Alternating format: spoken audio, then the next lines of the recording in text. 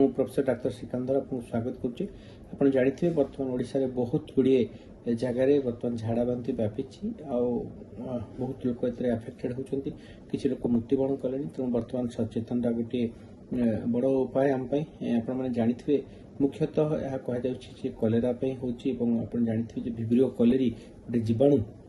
यार कारण एवं यह पानी जनित इन्फेक्शन एवं अन्यान्य बहुत गुड़े कारण अच्छी जो कि आपमती वाटरबोर्न इन्फेक्शन हुए जमती कि बैक्टेरियल इन्फेक्शन हो पारे भाइराल भूताणु जनित इन्फेक्शन हो पारे बैक्टेरियल रे ई कोलाई सिगेला साल्मोनेला एपरी बहुत प्रकार हुए एवं भिब्रियो कलेरी अन्यतम जोड़ा कि बहुत परिमाण में आपको पतला झाड़ा करें विभिन्न भाइराल डायरिया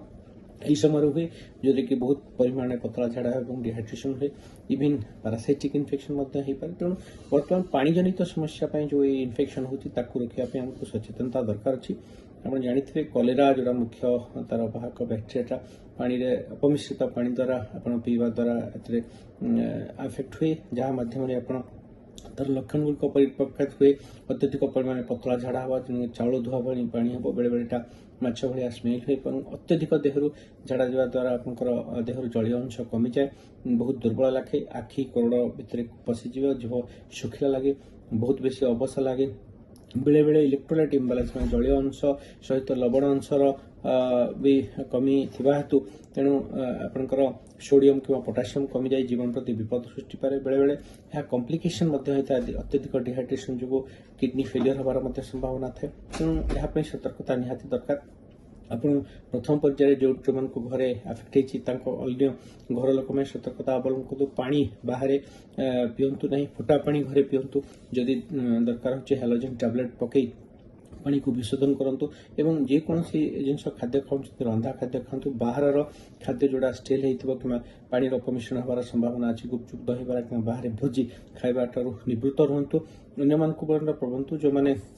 संवेदनशील अच्छा छोट छुआ गर्भवती महिला 65 वर्ष ऊर्ध्व जो विविध रोग में पीड़ित अच्छा कि रोग प्रतिरोधक शक्ति कम अच्छी से यार बेसी अफेक्ट होबार बेसी डिहाइड्रेशन होबार संभावना थाए तेणु घरोई चिकित्सा जमीक आप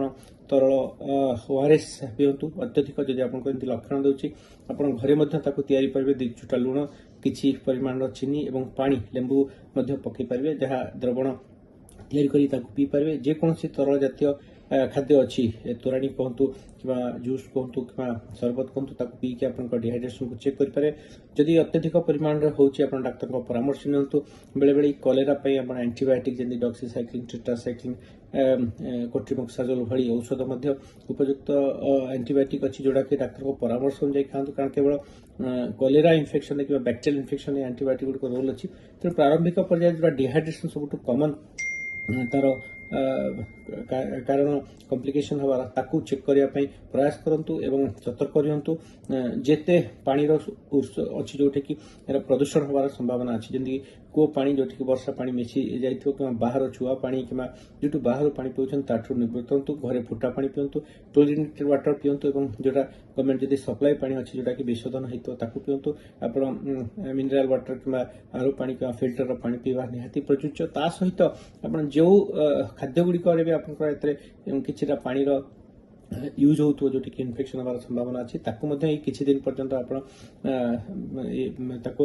जगी रही इन्फेक्शन हबानी बाहर जो भी आपको जाऊँच खायापी घर फुटा पानी नियंतु एवं लक्षण गुड़िक परिप्रकाश पाइले आप डाक्तर को परामर्श नियंतु भयभीत हूँ ना यार जदि प्रारंभिक चिकित्सा और सठिक चिकित्सा करा जाए यार कॉम्प्लिकेशन ठार आम दूर रहा तेणु वर्तमान परिस्थिति घर परिमल और पानी परिमल तथा परिवेश परिमल हूँ सबुठ बड़ उपाय जहाँ मध्यम आम बर्तमान यही झाड़ा बांति को चेक कर। धन्यवाद।